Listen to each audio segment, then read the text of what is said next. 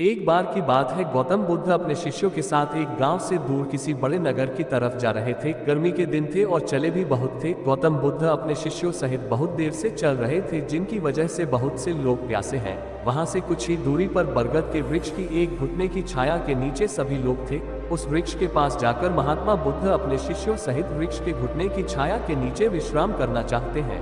बहुत देर से चलने की वजह से सभी का ग्लास सूख रहा था। ये बात बुद्ध को पता थी। बुद्ध ने अपने एक शिष्य को कहा था, आप इस बरगद की छाया से 20 कदम दूर बरगद की 2 बार की प्रशंसा करके आओ। शिष्य की छवि वैसी ही है जैसी बुद्ध ने बताई थी। श्लोक के बाद जब शिष्य महात्मा बुद्ध के पास आए तो बुद्ध बोले कि क्या आपको किसी अज्ञात हवा का अनुभव हुआ था? शिष्य बोले, हाँ महात्मा बुद्ध, उत्तर दिशा की ओर से मुझे कुछ अलौकिक हवा का अनुभव हुआ था। शिष्य की यह बात सुनो महात्मा बुद्ध शिष्य से तुरंत बोले कि उसी दिशा में चले जाओ। निश्चित रूप से वहाँ से कुछ ही दूर पर एक तालाब स्पष्ट रूप से संभव है। उस तालाब से सबके लिए पानी ले आओ। शिष्य दिशा में जब कुछ दूर जाता है तो वहाँ सच में एक तालाब होता है। तालाब का नजारा बहुत ही आकर्षक होता है और तालाब के नजदीकी पर्यटक जैसे ही तालाब से पानी की मांग होती है, तालाब के नजदीक के मंदिर में तालाब से पानी की मांग होती है।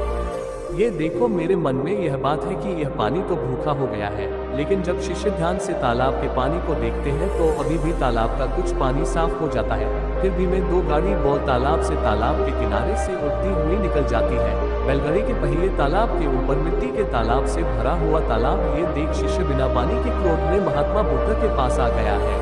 शिष्य बड़े ही आदर्श भाव से महात्मा बुद्ध के बारे में सब कुछ बताते हैं। शिष्य की बातें सुनिए। सभी शिष्यों की कहानी है कि हमें तुरंत यहाँ से देखें, किसी अन्य स्थान पर पानी की खोज करें, अन्यथा प्यास के मारे गए जन को हटा दिया जाएगा। यहाँ महात्मा बुद्ध सभी को शांत होने के लिए कहते हैं और कहते हैं कि धीरे से कुछ देर यही बैठो, समय आने तक संयम बनाए रखें। सभी महात्मा बुद्ध की बात सुनकर शांत हो जाती है और वही बैठ जाती है। कुछ समय बाद जाने के बाद महात्मा बुद्ध ने फिर से अपने शिष्य को उसी तालाब से पानी लाने के लिए कहा है। बिना किसी सवाल के वही तालाब से पानी लेने के लिए फिर से चला जाता है। तालाब की हालत देखिए, शिष्य को यकीन नहीं होता।